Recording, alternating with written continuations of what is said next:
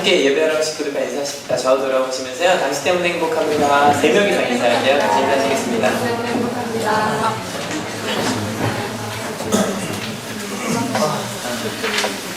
사실 성가 때는 초등학교 4학년 때부터 했었거든요. 근데 정말 성가대를 하고 싶은데 목사가 되고 나니까 가끔 이렇게밖에 할 기회가 없어서 너무 좋아요.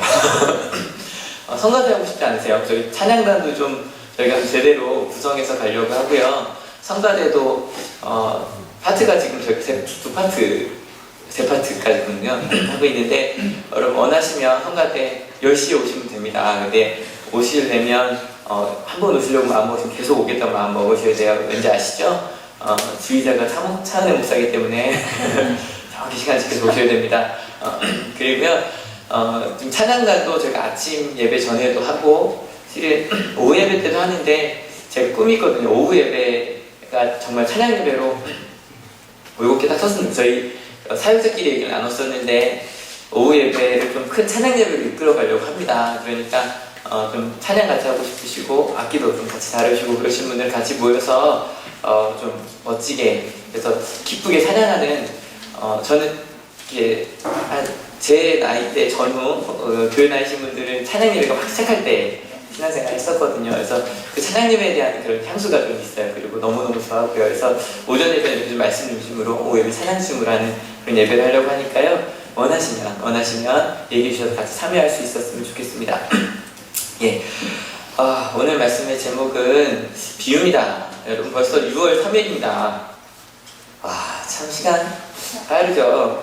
여러분 지난 5개월 동안을 뭐라고 혹시 비유해 볼 수 있으시겠어요? 제목이 비유라서 한번 끌어가 보는 거예요. 여러분 지난 5개월 동안 여러분의 인생을 비유한다면 뭐로 비유하실 수 있으시겠어요? 어때요? 지난 5개월이 어떠셨어요? 허망함.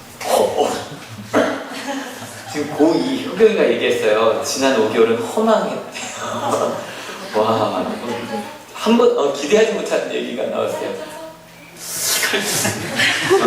거기에 대한 해석을 달아줬어요. 살쪄서라고요. 네. 또 지난 5개월을 여러분 뭐에 비유한다면 어떤 사물이나 뭐에 비유하죠. 느낌보다 비유를 한번 해보세요. 실은 저도 무슨 말 해야 될지 잘 모르겠더라고요. 맨 생각나는 게 그 관용어구들 있죠. 화살처럼 빨리 지나갔다 뭐 이런 거. 그 다음에 눈 깜짝할 새라고 이야기하는 거. 어떤 분들은 정말 이렇게 확 지나가시는 분들도 계실 거예요. 근데 또 어떤 분들에게는 그 다람쥐 쳇바퀴 돌린다 그러죠. 그래서 제가 그 오피스에서 이렇게 크리바트를 검색을 합니다. 근데 다람쥐를 검색했는데요. 이게 나오더라고요. 저건 다람쥐가 아니잖아요. 사람인데, 이게 다람쥐 쳇바퀴 돌린다는 말이 이게 우리나라 속담이 아니라 외국 속담인가요? 이렇게 해서 항상 영어 선생님을 바라보게 되는데 영어 선생님들이 고개를 숙이셨어요. 잘 모르시나 봐요. 근데 저희가 생각할 때는 그죠? 약간 같은 속담인가 봐요. 이렇게 다람쥐 쳇바퀴처럼 돌다 보면 그런 거 있죠. 제가 항상 뭐 큐티 모임을 하든지 제자훈련 모임을 하든지 제일 먼저 하는 게 생활남이에요. 제일 좋았던 일, 나빴던 일 얘기하자 그랬는데 이렇게 다람쥐 쳇바퀴 돌듯이 도는 인생 속에서는요 지난 한 주일 동안 뭐 했는지 잘 모르겠어요. 그냥 아침이 되면 일하러 나가고 밤이 되면 오고 똑같은 일이 반복되니까 뭐가 인지 잘 모르겠다고. 학생들도 그런 얘기예요. 학생들도 목사님 지난주 뭐 했는지 잘 모르겠어요. 몇 개월이 이렇게 지난지 잘 모르겠고 심지어 무슨 요일인지도 모르겠고. 여러분 어떻게 표현하시겠습니까? 여러분의 그 지난 5개월 동안을 어떻게 표현하시겠습니까? 그런데 이 비유들을 좀 생각해보면 비유란 게 그런 것 같아요. 야 진짜 같다. 그래 어떤 사람에게는 훅 지나가는 것처럼 근데 화살 날아가는 거 요즘 별로 못 보잖아요. 그죠? 근데 어쨌건 정말 휙 지나가는 거 눈 깜짝할 새. 여러분 눈 깜짝할 새가 몇 초 정도 될까요? 보통 0.3초라고 얘기하는 0.3초라고 이야기하는데 그동안 훅 지나간 거죠. 그리고 다람쥐 쳇바퀴도 그래 아침이면 항상 똑같은 열심히 뛰긴 뛰었는데 여러분 어때요? 저 쳇바퀴가 움직여요 안 움직여요? 그냥 그 자리에요. 돌기만 하죠. 그런 느낌. 아마 효경이가 말한 허망함이란 어느 쪽이에요? 빨리 지나가서 아니면 바뀐 게 없는 것 같아서 네, 오른쪽이랍니다. 바뀐 게 없는 것 같아서. 근데요, 사람이 제일 견디기 힘든 게 바로 이런 반복되는 일상이에요. 사람이 가장 큰 스트레스를 받는 것도 반복되는 일상이랍니다. 기계의 부품처럼 시계추처럼 정말 다람쥐 쳇바퀴 돌듯이 매일 똑같은 일을 반복하면서 생각하는 거죠. 이게 무슨 의미가 있을까? 내가 이런다고 뭔가가 바뀔까? 그러니까 우리가 살아야 돼. 아니 누구나 다 하는 거니까. 아니 근데 힘들 거예요. 무언가라는 바뀌지 않으니까. 실제로 그 2차 세계대전 때 독일 군인들이 유대인들을 그 고문할 때 이런 방법을 썼대요. 다 내려 나오라고 몇 명단이 모이라고 한 다음에 땅을 파괴합니다. 이만큼을 파고요. 옆에 산처럼 쌓아놓게 합니다. 그 다음날은 다시 파놓게 합니다. 그 다음날은 다시 땅을 파괴합니다. 그게 너무너무 힘든 일이었기 때문에 묻겠죠. 왜 이래야 되냐고. 그러면 이제 몇 명 쏴 죽이는 거죠. 그럼 왜인지 모르고 그냥 땅을 파고 다시 묻고 이걸 한 15일 한 달 정도 했더니 3분의 1 이상이 정신분열이 됩니다. 의미가 없는 거예요. 반대로 혹시 콰이강의 다리라고 어른분들은 보신 적 있으실 거예요. 포로들한테 다리를 만드는 일을 시키거든요. 근데 나중에 처음에는 안 하겠다 그러다 그 일 너무 신나서 합니다. 심지어는 그 같은 군인들이 와서 폭파시켜야 된다고 폭파 못 시키게 합니다. 내가 뭔가를 만들었기 때문에. 이게 무언가 의미 있다고 생각하면 사람들은 신이 납니다. 신명납니다. 근데 그냥 반복되는 일상은 너무너무 힘듭니다. 그럴 때 꿈꾸는 게 바로 일탈입니다. 일탈이라는 한자 자체가 그렇더라고요. 달아나고 벗어나는.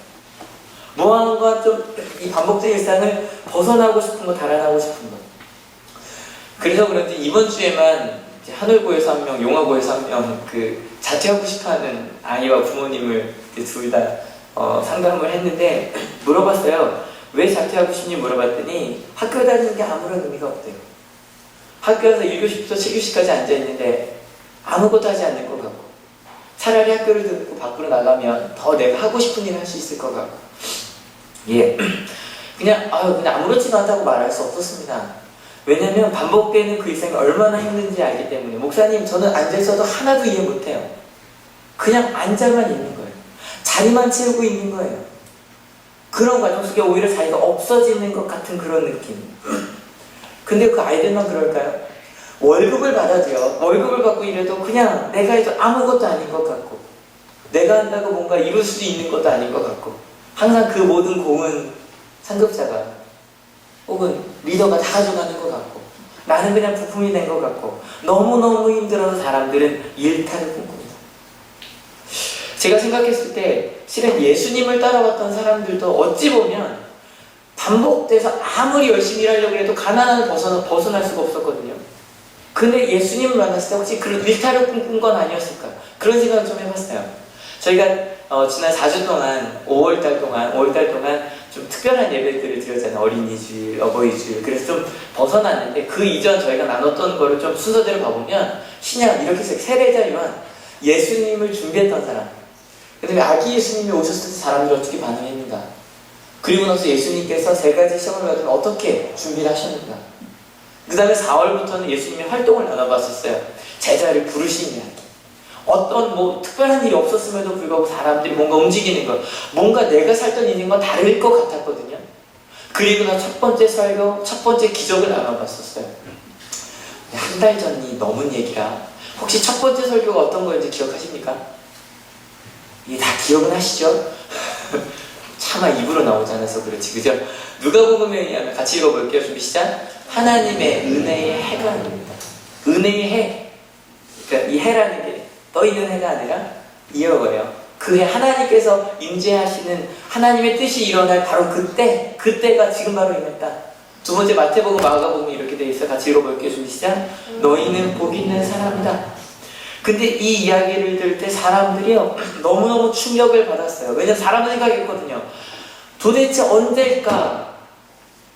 이 반복되는 일상. 그러니까 다들 고등학생들이 꿈꾸잖아요. 야, 이것만 졸업해봐라. 전에 말씀드렸던 것 같은데 한 학생이 페이스북에 썼어요. 내가 올해 꼭 대학에 성공해서 내년에는 내가 원하는 데 가서 놀리라. 제가 그랬다겠죠? 내가 용감하게 한마디 하지. 이러면서 대학 가도 그럴 수 없어. 그 얘기했다고 지난주에 말씀드렸었는데 언제일까? 도대체 언제가 되면 그때가 될까?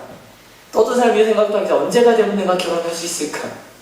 그때만 되면 내가 직장만 얻을 수 있으면 그럼 뭔가 바뀔 것 같은데 근데 예수님께서 선언하시는 거 아니야 하나님의 때는 바로 지금이야 믿으십니까? 근데 실은 뒤에 게 더 충격적이었어요. 우리 생각하거든요. 내가 대학 가면 내가 뭔가가 얻어지게 되면 그렇게 되면 나는 복이 있을 텐데 난 아직 복이 없는 것 같거든요. 근데 예수님께서 선언하시는 거예요. 지금 고3한테 말하는 거예요. 너희에게 복이 있다. 아픈 가정한테 선언하시는 거예요. 너희 가정에 이미 복이 있다는 거예요. 목사님 아직 우리 가정에 아픈 어머니가 계신데요. 아직 우리 가정에 해결되지 않은 문제가 있는데요. 아니야 너희 가정에 복이 있어. 너희 가운데 복이 있어. 예수님께서 선언하셨어요. 근데 그 선언을 들으니까 사람들이 궁금해지는 거예요. 무슨 얘기야 저게? 이게 복이라니. 나는 지금 어려운데 힘든데 일탈하고 싶은데 이게 복이라니. 근데 그 선언만 하신 게 아니라요. 그 뒤에 이어서 기적을 보여주시는 거예요. 어떤 기적들을 보여주셨냐면 갑자기 문둥병 환자가 낫고요. 악한 귀신에 들렸던 사람들이 낫고요. 물이 포도주가 되고요. 친구들이 지붕을 뚫고 넘어진 중풍병 환자가 나았어요. 그리고 어린이집에 나는 것처럼 죽었던 딸이 되살아났어요. 사람들이요 무언가 마음이 두근거리기 시작했어요. 아무것도 할 수 없다고 그냥 매일같이 돌아가는 일상 속에서 그냥 이러고 평생 살아가나 보다 그러고 살았는데 아니면 내일인가 그러면 우리 부모들이 선생님들이 학생들에게 아이들에게 주는 게 그거잖아. 얘들아 요것만 조금만 더 버텨. 그리고 나면 나중에 괜찮아질 거야. 근데요 어른분들께 한번 여쭤볼게요. 괜찮아지든가요? 고등학교 졸업하면 괜찮아지든가요? 결혼하면 괜찮아지든가요? 결혼하면 그 나중에 아이를 낳으면 괜찮아지든가요? 아니잖아요. 근데 예수님께서 지금 너에게 은혜가 임했고 그리고 너희 가운데 복이 있다라고 말하시고 그런 일들이 실제로 이루어지자 사람들이 막 예수님을 향해 달려오기 시작했어요. 엄청난 무리들이 모여들기 시작했어요. 왜냐하면 예수님께서 정말로 그들이 벗어나고 싶던 그 일상을 바꾸어 주실 것만 같았거든요. 그런데 참 신기한 건 이 오늘 좀 마가복음을 중심으로 읽어볼 건데 마가복음의 그 예수님의 첫 번째 기적이 기록된 게 마가복음 2장이거든요. 근데 3장에도 그 기적들이 계속 이어지는데 오히려 예수님에 대한 부정적인 생각을 가진 사람들이 많아지는 것처럼 보여요. 한번 3장 부분 몇 분만 읽어볼게요. 읽어봅니다. 좀 시작. 그러자 바리새파 사람들은 바깥으로 나가서 곧바로 헤롯 당원들과 함께 예수를 없앨 모의를 한다. 이게 안식일날 손마른 사람을 낫게 한 다음에 나온 결론이에요. 사람들이요 예수님을 죽이려고 했대요. 근데 여기 두 종류의 사람이 나오는데 바리새파 사람들 여러 가지 해석할 수 있지만 그 당시로서는 어쩌면 신흥 경제 세력이랍니다. 장사를 통해 돈을 많이 벌고 또 지도자가 된 사람들이 바리새인들 중에 많았고요. 헤롯 당원들 그 당시 대통령이잖아요. 헤롯 왕이 있었으니까 정치적인 사람들이에요. 정치 권력을 갖고 있는 사람들이요. 그 사람들이 예수님을 죽이려고 했대요. 그 사람들만이 아니었어요. 더 읽어볼까요? 예수의 가족들이 예수가 미쳤다는 소문을 듣고서 그를 붙잡으려 나섰다. 아니 다른 사람들만 그러면 그럴 수 있겠지 하겠는데 오히려 예수님의 가족이 오는 거예요. 미쳤다고요. 붙잡으러 오는 거예요. 너 왜 이래? 너 왜 이래? 돌아가. 우리 학생들 중에서도요 교회 안 다니는데 혼자 교회 다니는 친구 많다 그랬죠. 갑자기 엄마들이 그런데요. 너 교회 미쳤냐고. 너 왜 그러냐고. 막 그런 얘기를 듣는 거예요. 그뿐인가요? 22절도 읽어볼게요. 예루살렘에서 내려온 율법학자들은 예수가 바알세불이 들렸다고 하고 또 그가 귀신의 두목의 힘을 빌어서 귀신을 쫓아낸다고도 한다. 이번엔 종교 지도자들이에요. 종교 지도자들이 내려와서 예수님이 귀신에 들렸다는 거예요. 여러분 지난주에 성령 하나님을 만난다는 건 하나님의 마음, 그 뜻, 그 본질을 만난다고 이야기했어요. 예수님께서 오셔서 무엇 하셨냐면 그 하나님의 마음을 전했어요. 근데 그 마음을 전했는데 사람들의 반응은 뭐냐면 너 미쳤다는 거예요. 너 뭔가 잘못됐다는 거예요. 여러분 그 많은 사람들이 모였을 때 예수님께서 아니 그래도 그 마음을 전해야 되는 거예요. 그래서 말씀하기 시작하셨어요. 같이 읽어볼게요. 예수께서 다시 바닷가에서 가르치기 시작하셨다. 매우 큰 무리가 모여드니 예수께서는 배에 오르셔서 바다 쪽에 앉으셨다. 무리는 모두 바닷가. 예수께서 비유로 여러 가지를 가르치셨는데 가르치시면서 그들에게 이렇게 말씀하셨다. 그 모여있는 사람들이 어찌 보면 저 같은 거예요. 제가 만약에 많은 사람 모여들었는데 얘기하려니까 너무 모여드니까 배 타고 이렇게 나온 거죠. 이 상태에서 좀 떨어진 상태에서 설교를 하기 시작하는 거예요. 근데 예수님께서 전할 복음은 똑같았어요. 하나님의 마음이었어요. 그리고 나서 처음으로 전한 비유가, 많은 사람들이 모였을 때 처음으로 하신 비유가 우리가 잘 알고 있는 씨 뿌리는 자의 비유예요. 근데 여러분 잘 알고 있다고 말했지만 지금 여기 처음 들은 분도 계시고 여기 교회를 처음 나온 친구도 있거든요. 지금 이 자리에. 근데 교회를 오래 다니셨다 그래도요, 지금 예수님께서 막 일탈을 꿈꾸는 우리에게, 그리고 막 예수님께 뭔가가 있을까 그러고 막 나온 우리한테 전하는 하나님의 말씀이라고 생각하고, 여러분이 예수님 말씀을 듣고 있다고 생각하고 한번 집중해서 천천히 한번 읽어볼게요. 끊어읽지 않고요, 끝까지 쭉 읽어볼 거예요. 3절부터 몇 절까지 읽어야 되냐면 8절까지 읽을 거예요. 무슨 내용인지 머릿속에 그려오면서 한번 읽어봅시다. 시작. 잘 들어라. 씨를 뿌리는 사람이 씨를 뿌리러 나갔다. 그가 씨를 뿌리는데 덜어는 길가에 떨어지니 새들이 와서 그것을 쪼아 먹었다. 또 덜어는 흙이 많지 않는 돌짝밭에 떨어지니 흙이 깊지 않으므로 싹은 곧 나왔지만 해가 뜨자 타버리고 뿌리가 없어서 말라버렸다. 또 덜어는 가시덤불 속에 떨어지니 가시덤불이 자라 그 기운을 막아버려서 열매를 맺지 못하였다. 그런데 덜어는 좋은 땅에 떨어져서 싹이 나고 자라서 열매를 맺었다. 그리하여 30배, 60배, 100배가 되었다. 여러분, 이게 무슨 뜻일까요? 왜 예수님께서 오늘 우리에게 이 말씀을 하셨을까요? 비유란요, 이런 뜻이래요. 같이 읽어볼게요. 준비 시작. 어떤 현상이나 사물을 직접 설명하지 않고 그와 비슷한 다른 현상이나 사물을 빌려 표현하는 일. 이 예수님은 지금 그 씨 뿌리는 어떤 그 행위를 통해서 무언가를 말씀해주고 싶으셨어요. 그러면 예수님께서 전하고자 하신 그 무엇이 무엇일까요? 여러분, 그걸 찾으면 오늘 말씀을 다 들으시는 거예요. 지금 예수님께서 전하려고 하신 건 뭐였을까? 그럼 일단 이것부터 생각해 봐야겠네요. 이 비유에서 예수님께서 말씀하시려고 하는 그 씨는 무엇일까요? 씨, 예수님께서 지금 뭘 던지셨어요? 네, 말씀을 던지셨죠. 하나님의 말씀을 던지셨어요. 근데요, 그 말씀을 던졌는데 그 예수님의 마음을 사람들이 듣지 않아요. 아니, 듣기는 듣고 보기는 보는데 받아들이지 않아요. 여러분, 예수님께서 비유로 말씀하신 일도 마찬가지로 이미 하나님 나라 이런 거다라고 막 말했는데 사람들이 많이 모여들긴 했어요. 모여들긴 했는데 사람들이 예수님의 말에 귀 기울이지 않는 거예요. 그리고 이러는 거죠. 예수님 말씀은 그만두시고 놀라운 일이나 좀 행해보세요. 내가 원하는 일 좀 해보세요. 막 그런 거. 교회 다닐 때도 그럴 때 있어요. 목사님 오늘도 좀 옛날처럼 가슴이 두근두근거리게 한번 해봐요. 그런 마음으로, 내가 원하는 거 듣는 마음으로. 근데 어떤 하나님 말씀 전할 때는 꼭 귀를 막고 있는 것처럼 들리는 거예요. 근데 어떤 분은 이럴 수 있어요. 참 이상한 사람들이다. 우리가 예수님의 말씀을 못 믿는 건 예수님을 못 봐서 그렇지. 그 사람들은 예수님도 보고 예수님 말씀도 들었고 또 예수님의 기적도 봤는데 그런데 왜 못 믿을까? 나도 봤으면 믿을 거예요. 여러분 어떠세요? 우리가 만약에 2000년 전에 태어나서 예수님의 기적을 막 중풍병 환자가 내 앞에서 갑자기 일어나서 걸어요. 다리를 걸었다가 갑자기 다리를 똑바로 쓰게 되고요. 갑자기 보지 못했을 때 눈을 뜨고요. 내 친구가 문운병 환자인데 깨끗이 나았어요. 그럼 여러분 예수님 믿고 따르시겠어요? 근데 뭐예요? 근데 하나님 말씀을 듣긴 듣는데 근데 무언가 일탈을 꿈꾸면서 온 사람들은요, 자극이 더 이상 없으면 떠나버려요. 별것 아니네? 그리고 떠나버려요. 기적적으로 뭔가 이루어지는 걸 보려고 교회에 와서 말씀을 듣고 눈물을 흘려요. 부르짖으며 기도도 해봤고요. 막 뛰면서 찬양도 해봤어요. 그러고 나면 무언가 사람이 일탈하는 것처럼 삶이 바뀔 것 같았어요. 근데 바뀌지 않는 거예요. 그래서 별로 다를 게 없는 것 같은 거예요.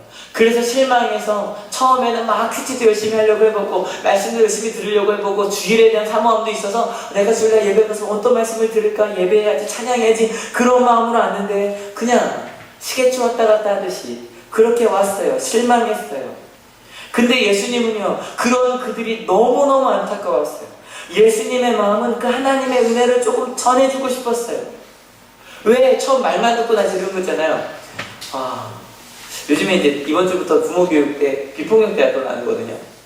근데 우리 한올교 분들은 비폭력 대화라고 얘기하면 그래 많이 알아들어. 목사님 또 그 얘기 또 하시나 보다 그럴 거예요. 근데 저는요 이걸 말하고 또 말해요. 근데 말할 때마다 좋아요. 말할 때마다 제가 변해요. 근데 제가 막 비폭력 대 앞에 또 보여주면 또 그 얘기 또 똑같은 얘기 또 하시나 보네. 그러고 나는데 여쭤볼게요. 여러분 비폭력 대화를 하고 계세요? 비폭력 대화를 통해 여러분 삶이 바뀌셨어요? 아니요. 그냥 그런 거였죠. 비폭력 대화 난 알아. 그러고 더 이상 바뀌지 않아요. 말씀이 좋다는 거 난 알아. 근데 읽지 않아요. 기도하면 된다는 거 알아. 근데 기도하지 않아요.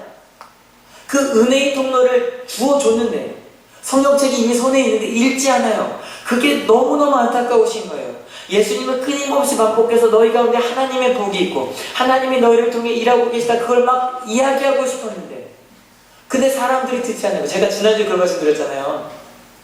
여러분 제가 막 너무 안타깝다고 막 이야기하면서 지금 제 마음이 전해지니까 막 여쭤봤잖아요. 근데 제가 안타까운 건 실은 이성재 목사가 시력이 없고 아니면 그 능력이 부족하니까요. 예, 정말 저 설교 진짜 정말 저를 기도해주세요. 설교 정말 잘하는 목사 되게 저를 기도해주세요. 좀 전하고 싶어요. 근데 저는 부족해서 안타깝다고 이야기하지만 예수님이 부족하셨을까요? 아니요. 최고의 설교자예요. 최고의 설교자고 기적을 보여주셨어요. 그런데도 전달되지 않는 거예요. 예수님이 너무너무 답답해서 그때는 어떻게 이렇게 하면 좀 이해할 수 있을까? 그래서 비유로 전하기 시작하십니다. 그래서 처음 이야기하는 게 바로 씨 뿌리는 사람의 비유였어요. 하나씩 좀 생각해 봅시다. 씨 뿌리는 사람, 아까 씨는 복음이라고 그랬어요. 그럼 여기서 씨를 뿌리는 사람 누굴까요? 예수님이시겠죠? 하나님이시겠죠? 예수님께서 씨를 뿌리셨어요. 그리고 나서 이 4장에 모두 4개의 비유가, 4장에 모두 4개의 비유가 나오는데 그 중에서 하나만 제하고요 모두 다 씨에 대한 비유예요. 씨. 여러분 씨가 뭘까? 그리고 여기 나서 뭐 두 번째 건 좀 이따 읽기도 하고 마지막에 우리가 굉장히 잘 아는 시가 나와요. 어떤 시가 나올까요? 겨자 시가 나와요. 한번 같이 읽어볼게요. 예수가 또 말씀하셨다. 우리가 하나님의 나라를 어떻게 비길까? 또는 무슨 비유로 그것을 나타낼까? 겨자 씨와 같으니 그것은 땅에 심을 때에는 세상에 있는 어떤 씨보다도 더 작다. 예수님께서 주신 씨가 그 복음의 말씀이 씨 같은데 그 중에서도 정말 작고도 정말 제일 작은 겨자 씨 같대요. 제가 항상 겨자씨 말을 얘기하죠. 모나미 볼펜 아시죠? 0.7mm. 모나미를 푹 세게 찌르시면 딱 고만해요. 딱 고만한 게 겨자씨예요. 겨자씨만한. 근데 여러분 하나님께서 목사님 우리에게 준 게 그렇게 작다고요? 예, 너무너무 작아요. 근데 여기 생각해보니까 사람들이 왜 예수님의 말씀을 처음엔 대단하다 한번 들어보자라고 갔다가 왜 버렸는가? 왜 듣지 않는가? 너무 작았기 때문에. 생각해보면 그들이 말하는 건 굉장히 큰 거였어요. 근데 예수님께서 주신 건 씨였어요. 여러분 씨 갖고는 어찌 보면 할 수 있는 게 아무것도 없는 것 같아요. 차라리 그게 겨자씨가 아니라 자시라면 맛있을 거예요. 그죠? 해바라기 씨라면 먹을 수 있을 거예요. 근데 겨자씨는 그냥 먹을 수 없는데 먹으면 이상한 맛 난대요. 그리고요 아무것도 아닌 그 작은 것 왠지 알아요? 사람들이 원하는 건 씨가 아니라 뭐였을까요? 열매였어요. 바로 먹을 수 있는 바로 먹을 수 있는 걸 원했어요. 예수님은 씨를 뿌리셨는데 사람들은 열매를 얻기 위해서 왔어요. 앞서 사람들이 일탈을 원했다고 얘기했잖아요. 우리가 원하는 게 실은 그런 거예요. 갑자기 교회 나오면 바이런이라고 하는 시인이 19세기에 그런 말 했다 그러죠. 갑자기 자다가 일어났더니 자기가 유명해졌다 라고 말하는 것처럼 갑자기 내 눈앞에 빤히 내가 좋아하는 것들이 가득했으면 좋겠어요. 내가 싫어했던 가난은 갑자기 사라지고 갑자기 부유한 그 유명세가 나한테 왔으면 좋겠어요. 그게 그들이 원하는, 실은 우리가 원하는 일탈이에요. 근데 여러분 기적적인 일들이 어떤 노력도 하지 않고 주어지기를 그렇게 바라는 그런 일탈, 그럼에도 불구하고 예수님은 우리가 원하는 그런 일탈을 주지 않으시고 씨를 주겠다고 이야기하세요. 여러분 그러면 왜 하나님 우리가 원하는 건 열매예요. 우리가 원하는 건 지금 바로 먹을 수 있는 거예요. 근데 왜 이거 안 주시고 씨를 주실까? 그 이유는 가난합니다. 32절 같이 읽어볼게요. 47절 시작. 예수께서 또 말씀하셨다. 하나님 나라는 이렇게 비유할 수 있다. 어떤 사람이 땅에 씨를 뿌려놓고 밤낮 자고 일어나고 하는 사이에 그 씨에서 싹이 나고 자라지만 그 사람은 어떻게 그렇게 되는지를 알지 못한다. 우리가 받아들이지 못하는 이유는 그 씨가 뿌려지긴 했는데 그게 내 가운데 뭔가 변하지 않는 것 같아요. 바뀌지 않는 것 같아요. 이것도 같이 읽어볼게요. 준비 시작. 그러나 심고 나면 자라서 어떤 풀보다 더 큰 가지들을 뻗어 공중의 새들이 그 그늘에 깃들일 수 있게 된다. 근데 어떻게 자라지 못했던 그 겨자씨 하나가 자라고 나서 많은 새들이 쉴 수 있는 것이 된대요. 여러분, 씨가 이만큼 자라려면 얼마나 걸릴까요? 뭐 겨자에 대해서 여러 가지, 겨자가 풀이라면서요, 보통? 겨자 풀이랍니다. 근데 흑겨자 같은 경우는 2m까지 자라요. 굉장히 큰 풀이에요. 여기 나오잖아요. 어떤 풀보다도 더 큰 가지를 뻗는다고요. 여러분, 그 씨라는 건 작지만 그게 자라고 나면 많은 사람들이 쉼이 필요한 사람과 쉴 수 있는 그늘이 될 수 있더라는 거예요. 그 정도가 아니죠. 더 읽어볼게요. 28절 29절 시작. 땅이 저절로 열매를 맺게 하는데 처음에는 싹을 내고 그 다음에는 이삭을 내고 또 그 다음에는 이삭의 알찬 나달을 낸다. 열매가 익으면 곧 낫을 낸다. 추수 때가 왔기 때문이다. 그리고 나서 거기서 멈추는 것이 아니라 하나님께서 그를 통해 열매를 맺게 하신대요. 근데 중요한 건 뭐냐면 그 열매를 맺게 하는 게 농부예요? 하늘이에요? 하늘이에요. 농부가 아니에요. 여러분, 우리 씨를 맺는다고 자꾸 우리가 어떤 마음이 있냐면 저걸 내가 어떻게 맺게 하지?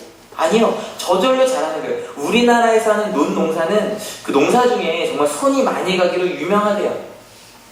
왜냐면 보통 밭농사가 어때요?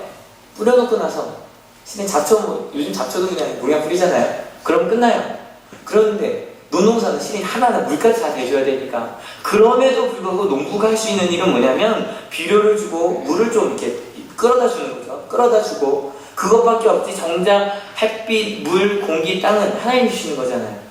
그렇게 하나님께서 자라게 하셔서 그걸 통해 열매를 맺게 하신대요. 근데 여러분, 이게 참 신기한 거예요. 제가요, 처음 목회를 시작할 때부터 해오던 일이 있는데 뭐냐면 설교를 인터넷에 공개하는 일이었어요. 근데 공개하는데 목적이 있었어요. 두 가지 목적인데, 하나는 아시겠지만 10년 전 한올교회는 새벽 기도를 해도 아무도 오지 않을 때가 더 많던 교회였어요. 근데 제가 열심히 동기부여가 필요했어요.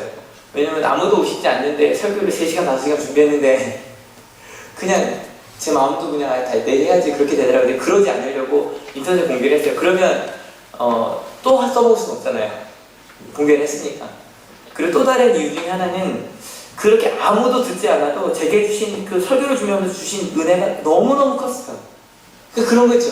야, 이 은혜가 너무 좋은데, 이 은혜가 너무 풍성한데 새롭게도 아무도 안 왔으니까 저만 알고 있기 너무 아쉬운 거예요. 그래서 인터넷에 쭉 공개를 했어요. 그래서 2003년부터 제가 한 설교들이 인터넷에 다 있거든요. 근데 그렇게 올리다 보니까 때로 기적 같은 일들이 벌어지더라고요. 이 씨, 이 뿌리, 하나님이 제게 준 씨가 이상한 데서 열매를 맺어요. 2005년에는 춘천에서 연락이 왔어요. 갑자기 전화가 왔어요. 그것도 그냥 전화가 왔어요. 그랬더니 이성대 전도사였죠. 전도사님이시죠. 예, 그랬다 그랬더니 혹시 그 인터넷에 올리는 거를 DVD로 거서 보내줄 수 있네요. 그래서 왜요? 그랬더니 그냥 지나가다가 저희 홈페이지에 오셨고 설교를 듣다가 교회를 떠난 지 10년쯤 되는데 설교를 계속 듣다가 지금 가까운 교회를 다니고 있대요. 그 다운받기가 좀 힘드니 한꺼번에 거서 달래요. 그래서 보내드렸어요. 너무 신기하고 도대체 이걸 누가 대지 그랬거든요. 또 2008년인가요? 저희 온 교회가 같이 그 32사단 선교 같은 거 기억하시죠? 몇 번 같이 가시던 분들은 갔는데 그냥 정말 군대 온 지 한 달도 안 된 신방들 앞에서 설교를 했는데 한 달 뒤에 편지가 왔어요. 네, 목사님, 제가 교회 다닌 지 오래됐는데 그 15분의 설교를 듣고 제가 다시 교회 다니게 됐습니다. 제가 지금 이 신교대에서 세례를 받았습니다. 그러고 온 거예요. 너무 신기한 거예요. 또 몇 달 전에 소개해드렸죠. 울산의 한 성도님께서 주변에 있는 분들을 제 설교를 인터넷으로 듣고 그리고 나서 요즘에 열심히 신앙생활 다시 하신다고 요즘 얼마 전에 전화를 한 번 했는데 지금 전도하고 계신데요. 그게 너무 신기한 거예요. 근데 그런 이야기만이 아니라 온양 한올 고등학교에 온 학생들을 통해 그런 이야기들이 진짜 많이 들려요. 너무 신기한 거예요. 도대체 저들에게 어떻게 저런 신앙이 들어갔을까? 지난주에도 2명 새로 왔었죠. 근데 그 친구들은 방학한 모기로 했어요. 이제 다 대학교를 또 멀리 가야 돼서 갔는데 오늘 또 한 명 왔어요.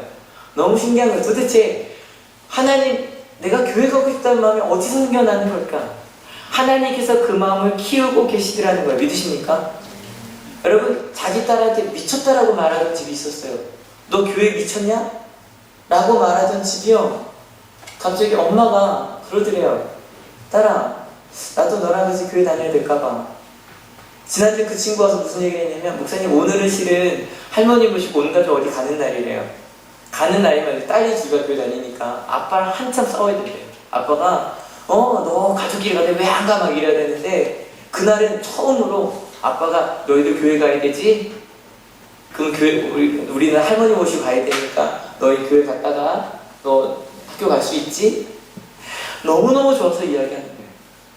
그 복음이 그 가운데서 뭔가 열매가 맺혀지기 시작하는 거예요. 근데 여러분, 사람이 맺게 한 거예요? 하나님께서 하신 거예요? 하나님께서 하신 거예요. 하나님의 은혜라는 거예요.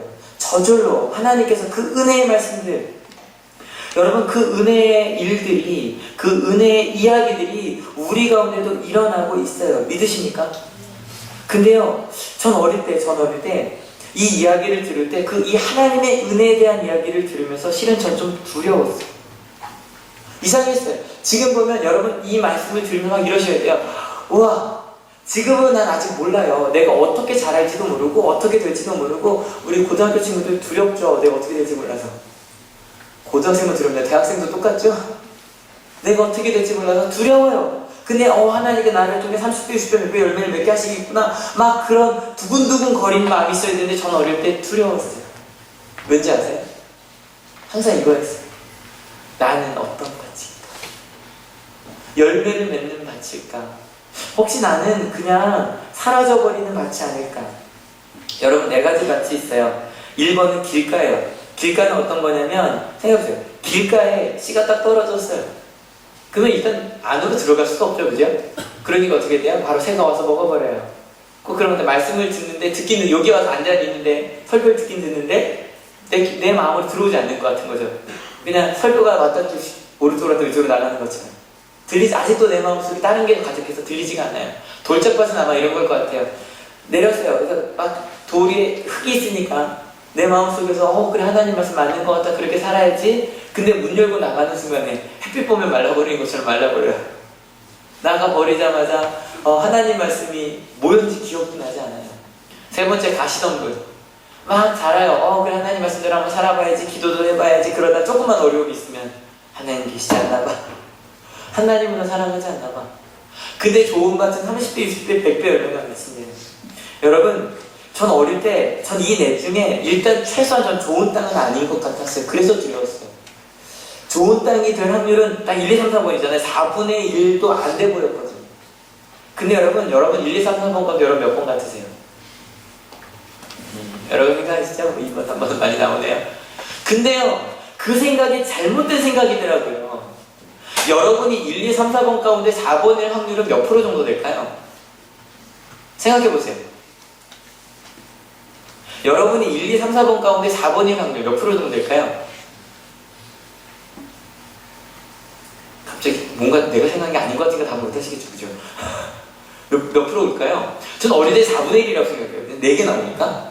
근데 여러분, 어떤 바보 같은 농부가 씨를 뿌리는데 길가에 4분의 1 버리고, 돌짝밭에 4분의 1 버리고, 가시덤불에 4분의 1 버리는 농부가 있을까요, 없을까요? 없어요. 가끔 뿌리다 보니까, 우리 이렇게 하나 심지만 이렇게 쭉쭉 뿌린대요. 쭉쭉 뿌리는데 어쩌다 보니까 바람에 날려 몇 개는 글로 가는 거예요, 몇 개는. 그래서 마가복음에 보면 이게 번역된 걸로 그게 안 드러나는데, 원어로 보면 어떻게 되냐면, 길가, 돌짝밭, 가시덤불에 떨어진 씨는 단수예요. 하나예요. 알로라고 되는 하나예요. 그리고 나서 좋은 땅은 알라라, 그래서 복수예요. 여러분, 우리는 다 좋은 땅이에요. 믿으십니까? 좋은 땅이 아니라면 여러분이 이 자리에 오시지도 않으셨을 거예요. 이 자리에 오셔서 있는데 문제는 뭐냐면, 씨가 자라는데 시간이 걸리더라는 거죠. 씨가 자라는데. 그러다 보니까 내 마음속에 혹시나 2번이 아닐까, 3번이 아닐까, 그 고민하고 있는 거예요. 근데 우리에 대한 결론입니다. 같이 한번 읽어볼게요. 준비 시작. 뿌려지는 것들이란 이런 사람들이다. 그들은 말씀을 듣고 받아들여서 30배, 60배, 100배 열매를 맺는다. 여러분, 이 자리에 나오셨잖아요. 듣고 받아들이고 계시잖아요. 예, 때로 있기도 하지만. 여러분 아까 농부 이야기했던 농부가 씨를 뿌려놓고 나서 계속 바라보고 있대요? 아니요. 어떻게 자라니 모른다 그래서 잊어버리는 거예요. 밤에 자기도 하고 밥도 먹고. 근데 그러고 있는 동안 식물은 자라고 있어요? 안 자라고 있어요? 자라고 있어요. 여러분 우린 이미 잘하고 있어요. 제가 5년 전 제자훈련 처음 시작할 땐 이런 마음이었어요. 아, 신앙의 기초를 좀 우리 성도들도 알아야 되는데 그런 마음으로 시작했어요. 근데 제가 지금 두 번째 이 제자훈련 할 때는요, 막 제자들도 그 얘기하거든요. 이제 우리 집사님들이 나중에 이 제자훈련 리더하셔야 된다고. 될 수 있을 것 같아요. 이제 막 우리 한올교회라고 하는 그 교회 이 나무가 많이 자라있음이 느껴져요. 자신을 객관적으로 볼 수 있는 분이 이제 계시더라고요. 주위를 볼 수 있는 분도 계시고요. 이미 주위 사람들에게 열매를 나눠주고 있는 분들이 이미 한올교회에 여러분이 계시더라고요. 지난주 목요일에 박준호 목사님이랑 새로 짓는 강당에 갔어요. 강당에 가서 막 이런 얘기를 나눴어요. 우리 이제 여기 옮겨온 거잖아요. 근데 막 가면서 목사님 나중에 우리 교회가 더 크면 이제 어디에 예배를 연당했으면 좋을까 전에 장로님도 그 얘기를 했었는데 막 둘이 얘기를 하다가 갔더니요 여기보다 훨씬 기둥이 없으니까 너무 넓고 너무 좋은 공간이 있는 거예요. 근데 얘기를 하다가 박준호 목사님이 그러셨어요. 아니 목사님은 여기 안 만들고 위에 해도 돼요? 그러시더라고요. 위가 어디예요? 강당이요. 새로 짓는 강당이에요. 저도 그 생각했어요. 여러분 여기서 저희가 좀 더 커지면 또 비슷한 공간에 갈 필요가 뭐가 있어요, 그죠? 그냥 강당으로 가죠. 왜 그런 표정으로 저를 바라보시죠? 여러분 저희 2003년에 제가 처음 왔을 때 여기 오는 것도 불가능하다고 생각했었어요. 우리 성가대분들은 아실 거예요. 성가대에서 어디서 했었어요? 여기서 했었어요. 여기가 아무것도 없는 곳이었어요. 그냥 광이었어요. 근데 여기서 연습을 했어요. 여러분 근데 가능해졌어요. 여러분 끊임없이 하나님께서 우리 가운데 하나님의 일들을 이루고 계세요. 믿으십니까? 여러분 그렇게 성장하고 있는 모습들, 그리고요 그렇게 커질 때 여러분 교회가 커지는 걸 얘기하는 게 아니에요. 여러분 하나하나가 커질 거예요. 살이 찐다는 얘기가 아닌 건 아시죠? 커질 거예요. 그래서 여러분 권사님은 15명을 책임질 수 있는 사람이 권사님이거든요. 장로님 30명이에요. 우리 가운데 집사님이 더 많아지시고 15명의 신앙을 책임지는 권사님들이 더 많아지시고 그리고 학생들도 리더가 되어가고 그래서 여러분들에서 저만 바라보고 있는 게 아니라 여러분 하나하나가 다른 사람이 15명, 30명 더 많은 사람들의 생명을 책임지는 여러분은 우리가 그렇게 성장할 리더들이 될 거예요. 믿으십니까? 일탈을 위해서 교회 오는 게 아니에요. 힘들고 어려워서 그냥 여기서 위로받으려고 오는 교회가 아니에요. 하나님이 여러분을 향한 계획이 있어요. 믿으십니까? 제가 생각해봤어요. 아까 그 얘기했잖아요. 5월을 지난 2012년에 1월부터 5월까지를 비유해보면 뭐라고 비유할 수 있을까? 실은 혼자 막 생각하다가 생각한 게 있었어요. 저는요 지난 2012년 1월부터 5월까지가 꼭 여름 같았어요. 이 열매란 말도 실은 여름에서 열렸다는 거 아시죠? 열린 거예요. 근데 왜 여름 같았냐면 정말 2012년 1월부터 지금까지 정말 열심히 달렸거든요. 방학 때는 수련회 때문에 달리고 계속 달려서 정말 쉬는 날 없이 달려왔거든요. 근데 그 달려온 시간이요 여러분 제일 바쁠 때가 여름이라면서요. 농사 때도 그렇죠? 지금부터 이제 모내기 시작해서 그때부터 제일 바쁘게 일하는데 그렇게 막 바쁘게 일하면서 제자훈련도 시작하고 엄세호 목사님 오시면 성령부터 제대로 움직이기 시작하고 우리 고등학교에서도 위캠프나이 캠프 2학년까지 시작하고 예전에 심겨졌던 씨앗이 나를 떼서 부모교육 같은 경우는 이미 열매를 봤었는데 점점 더 성장하고 있고 고등학교 찬양단, 중학교 청소년 선교회, 방송반들 막 성장하고 막 그러니까 뜨거운 여름날에 열매가 잘 자라나 계속 바쁘게 일하는 그런 농부 같았어요. 돌아보니까 그 뜨거운 여름날 빨리 이때 일할 때거든요. 장마가 오기 전에 막 일해야 되는 근데 그때 너무너무 좋은 게 너무 뜨겁지만 그때 뜨거움 속에서 일하지만 쑥쑥 성장하는 나무와 열매들을 바라보면서 몸이 있는 것도 모르고 막 일하는 농부. 필요한 햇빛을 주시고 때를 따라 비를 내려주시고 튼튼하게 자랄 수 있도록 때로는 바람 주시고 아시죠? 바람이 얼마나 중요한지. 바람을 막아놓으면 튼튼하게 자라지 않는데요. 그래서 얼마나 큰 바람을 주셨는지 저 유능나무도 쓰러졌잖아요. 그죠? 그럴 정도로 큰 바람도 주시고 막 그런 일들 속에서 우리를 성장시켜주시는 그 여름을 지난 것 같았어요. 여러분 지금 우리는 성장하고 있는 중입니다. 믿으십니까? 하나님은요 여러분에게 열매를 주지 않으시고 씨를 주셨고 그 씨가 자라고 있어요. 우리 부모님들, 선생님들께 말씀드릴게요. 우리가 할 수 있는 일이라고는요, 그저 같이 기도해주며 그 아이가 하나님께 잘 갈 수 있도록 그렇게 기도해주면 하나님의 씨가 그 가운데서 잘 성장하고 있어요. 믿으십니까? 여러분, 안달하지 맙시다. 불평하지 맙시다. 왜냐면 우리가 좋은 땅이듯 우리 자녀들도 우리 학생들도 이미 좋은 땅입니다. 믿으십니까? 여러분, 오늘 말씀의 제목은 비유였습니다. 비유란 어떤 현상이나 사물을 직접 설명하지 않고 그와 비슷한 다른 현상이나 사물을 빌려 표현하는 일이라고 아까 이야기했었죠. 근데 여러분, 예수님께서 왜 이 비유를 설명하셨을까? 이유는 간단합니다. 하나님의 나라를 여러분 경험해 보셨어요? 안 경험해 보셨어요? 안 경험해 보셨죠? 제가 가끔 수업 시간에 얘들아, 내가 예언 하나 할게. 정말 사랑하게 되면 하나님 나라가 가까워. 그러면 누구 이거 자꾸 그렇게 하더라고요. 목사님, 저희 죽는다는 얘기인가요? 여러분, 하나님의 나라, 죽어가는 나라만 이야기하는 게 아니에요. 하나님의 나라, 이 땅에서 하나님의 나라가 이루어질 거예요. 믿으십니까? 크게 대답했어요. 여러분이 있는 여러분의 가정이, 우리 교회가, 우리 학교가, 여러분의 직장이 하나님의 나라가 될 거예요. 믿으십니까? 아멘. 근데 문제는 아직 경험해보지 않았어요. 그래서 예수님은 비유로 말씀해 주실 수밖에 없었어요. 여러분, 한 번도 경험해보지 못한 하나님 나라의 풍성함을, 그리고 우리의 경험을 뛰어넘는 정도가 아니죠. 한 번도 생각해보지 못한 하나님의 은혜를, 행복을 여러분 경험하게 되실 겁니다. 믿으십니까? 기대하십시오. 기대하십시오. 하나님 나를 통해 어떤 일을 이루시겠습니까? 이 뜨거운 여름날, 하나님 제가 열심히 일합니다. 어떤 열매가 맺혀질까요? 바람이 붑니다. 하나님 얼마나 저를 강하게 하시려고 이런 바람을 불게 하셨습니까? 하나님 내 가운데 어떤 일들을 이뤄내실 겁니까? 이번 한 주 동안, 이번 한 주도 분명히 뜨거운 여름날처럼 하나님께서 우리 가운데 주신 씨앗이 잘 자랄 수 있도록 하나님의 역사가 있을 겁니다. 믿으십니까? 씨가 뿌려졌다면 싹이 틔워져야 됩니다. 그리고 나무가 되어야 합니다. 아마 이미 제가 볼 때 여러분들이 이미 나무가 되신 분들이 계세요. 이미 나무가 되어서 사람들이 깃들여 와요. 쉬려고. 근데 여러분, 오지 마라고 하지 마십시오. 이미 여러분이 그 사람들을 품을 수 있기 때문에, 그 정도 그늘이 있기 때문에 하나님께서 보내주신 사람들입니다. 여러분, 그 사람들을 품을 수 있는 여러분 되시길 축원합니다.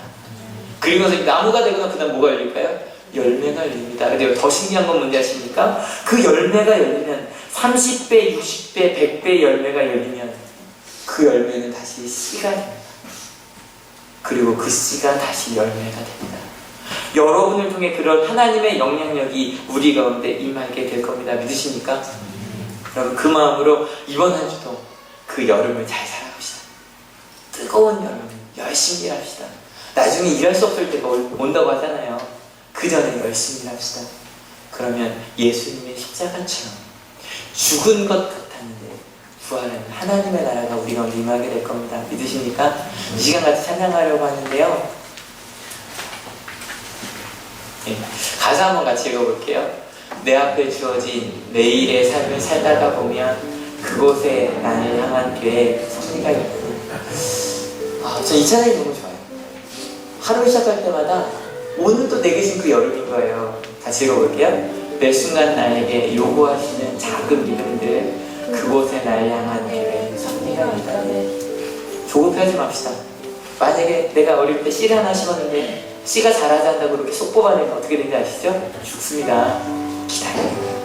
진득하니 때가 되면 열매가 맺혀질 겁니다. 믿으시죠? 더 읽어볼까요? 지금 여기 계시며 말씀해 주시는 하나님, 내 삶에 역사하시는 신실한 나의 하나님을 찬양해요. 같이 찬양하시면서 하나님, 내 가운데 내가 좋은 땅임을 고백합니다. 알게 하시니 감사합니다. 내 가운데는 이 많은 일들도 그 열매가 맺기 위한 하나님의 계획이 있습니다. 내 앞에 주어진 이 일들을 감사하고 살겠습니다. 기독교인들은요, 불평할 시간이 없습니다. 기독교인들은요, 후회할 시간이 없습니다. 내게 주신 그 삶을 나아가니 여러분 되시길 축원합니다. 같이 찬양합시다.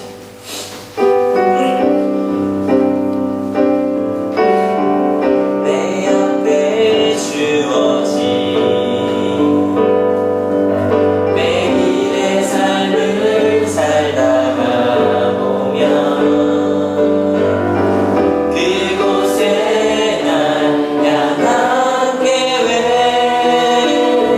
섭리가 있다네.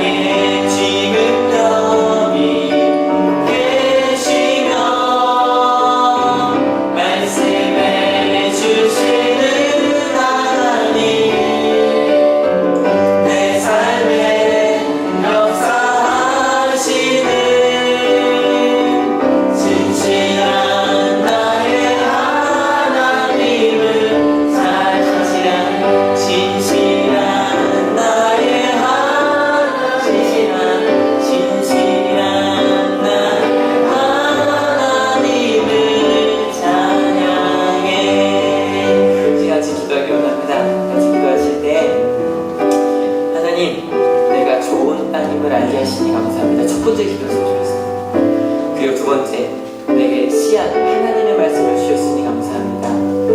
내가 지금까지 열매를 자꾸 달라고 했었습니다. 하나님, 내게 열매를 맺을 수 있는 씨앗을 주셔서 감사합니다.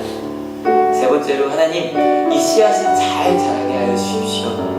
하나님, 내가 노력하지 않는 이 씨앗이 자라고 있음을 주님 감사드립니다. 잘 자랄 수 있도록 내가 하나님의 말씀 잘 받아먹고 하나님의 햇빛 잘 받아들일 수 있도록 좀 하게 하여달라고 그렇게 결단합시다. 그리고 마지막으로, 하나님, 열매가 맺어질 때 이 열매를 내가 나누겠다고 결단합시다. 여러분은 하나하나가 30배, 60배, 100배 열매를 맺게 될 씨앗이고 좋은 밭입니다. 믿으십니까? 지금 하나님, 나는 그런 사람입니다. 그렇게 고백하며 기도하시고, 특별히 자녀 때문에 속상하신 부모님들이 계시다면, 혹시 학생들 때문에 속상한 그런 일들이 있으시다면, 혹시 내 주변의 사람 때문에 어려운 마음이 혹시 있으셨다면, 하나님, 내 옆에 있는 사람도 복음의 씨앗을 받아들인 사람들입니다. 그렇게 그 사람들을 인정하고, 그리고 그 사람을 사랑하기도 하는 기도까지 같이 할 수 있었으면 좋겠습니다. 같이 기도하시겠습니다. 하나님, 내가 좋은 같이 감사합니다. 두려웠습니다. 내가 좋은 같이 아닐까봐 두려웠습니다. 하나님께 버림받을까봐 두려웠습니다. 하나님, 알게 되었습니다. 우린 좋은 같습니다. 하나님께서 일하실 좋은 같습니다. 하나님의 씨앗이 내가 얻어서 자라나면 우리 나무가 될 겁니다. 많은 사람들이 우리가 가서 주실 겁니다. 그리고 열매를 맺게 된다면 그 열매들이 많은 사람들의 목을 시원하게 하고 많은 사람을 얻게 되고, 우리를 통해 그 일들을 이루실 겁니다. 우리를 통해 그 역사들을 이루실 겁니다. 우리를 통해 하나님의 일들을 보여주실 겁니다. 하나님, 우리 가운데 벌어지고 있습니다. 자라나고 있습니다. 하나님, 우리 한국교회가 자라나고 있습니다. 우리 아이들이 자라나고 있습니다. 하나님, 우리 각자 신앙이 자라나고 있습니다. 하나님, 그 자라나고 있는 신앙들을 감사드립니다. 하나님, 그것을 바랍니다. 이게 그리고 기대합니다. 어떻게 크게 하나님께 쓸지 기대합니다. 우리 아이들 하나하나를 어떻게 크게 쓰실지, 나 하나하나를 어떻게 크게 쓸지 하나님 기대합니다. 그리고 하나님, 나 혼자 쓸 수 없기에 아니 열매를 어떻게 나눌까, 하나님 그것들을 어떻게 나눌까 기도하며 나아가겠습니다. 우리를 통해 이곳에 많은 일들을 보게 하시고 듣게 하시고 우리를 통해 역사하시고 하나님의 은혜를 보게 하실 줄로 믿습니다. 하나님, 이제 두려워하지 않겠습니다. 하나님, 이제 난 이것밖에 안 된다고 자책하지 않겠습니다. 옆 사람들을 바라보면 넌 이것밖에 안 된다고 안 될 거라고 말하지 않겠습니다. 왜냐면 하나님께서 우리를 통해 역사하실 것이기 때문입니다. 우리를 통해 일하실 것이기 때문입니다. 나를 기대하는 나 우리 사람들을 기대하며 나아가겠습니다.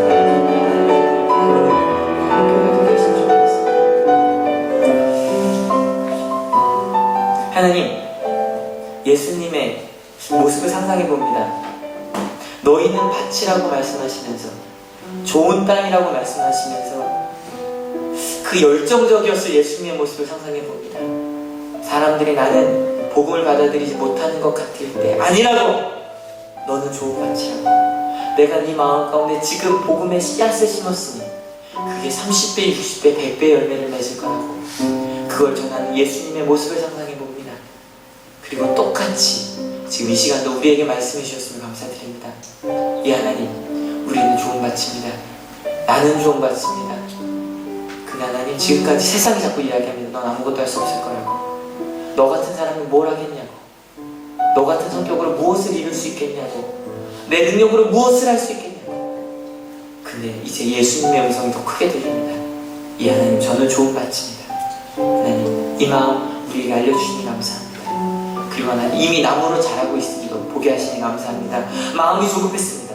빨리 열매가 맺었으면 열매를 먹고 싶어서 조급했습니다.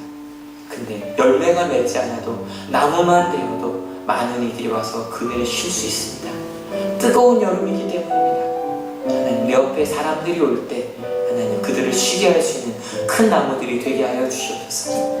그리고 하나님, 열매가 맺게 된다면 내가 가지려고 하는 것이 아니라 많은 사람들에게 나누어 주어서 하나님께 주신 이 하나님 나라의 기쁨을 나만 하는 것이 아니라 모든 사람들이 같이 누리게 하는 그런 영향력 있는 사람들, 하나님의 놀라운 씨앗을 퍼뜨리는 우리가 되게 하여 주시옵소서. 특별히 하나님, 우리 자녀들을 위하여 기도합니다. 이곳에 있는 하나님의 자녀들이 그 30배, 60배, 100배 열매를 맺을 그런 좋은 밭임을 알게 하시니 감사합니다. 믿겠습니다. 따르겠습니다. 순종하겠습니다. 하나님, 내 자녀들 하나님께서 키우실 줄로 믿습니다. 하나님, 우리 한올교회를 위해서 기도합니다. 한올교회가 성장하고 있습니다. 성숙하고 있습니다. 우리 하나하나가 알지 못하는 사이 성숙하고 있습니다. 하나님 더 크게 성숙하게 하여 주시고 더 많은 이들이 와서 쉬어야 될 교회입니다. 온양 한올중마고등학교에 오는 하나님을 알지 못했던 이들이 와서 쉴 수 있는 교회가 되게 하시고 많은 부모들이 와서 쉴 수 있는 교회가 되게 하시고 우리 주변에 있는 아산에 있는 모든 이들이 와서 쉴 수 있는 그리고 열매를 맺게 되는 그런 교회가 되게 하실 줄 믿고 감사를 드립니다. 온양 한올중고등학교를 위하여 기도합니다. 온양 한올중고등학교가 하나님의 은혜 가운데 거하며 그 하나님의 좋은 밭을 키워내는 그 영향력을 키워내는 학교가 되게 하실 줄 믿고 감사를 드립니다. 하나님 우리는 좋은 밭입니다. 하나님 그 밭임을 알고 귀한 예물들을 가져온 손길들이 있습니다. 이 예물들이 올바른 곳에만 하나님의 나라에만 쓰여지는 예물 되게 하실 줄 믿고 감사를 드립니다. 감사합니다. 예수 그리스도의 이름으로 기도했습니다. 아멘. 하나님께 감사의 박수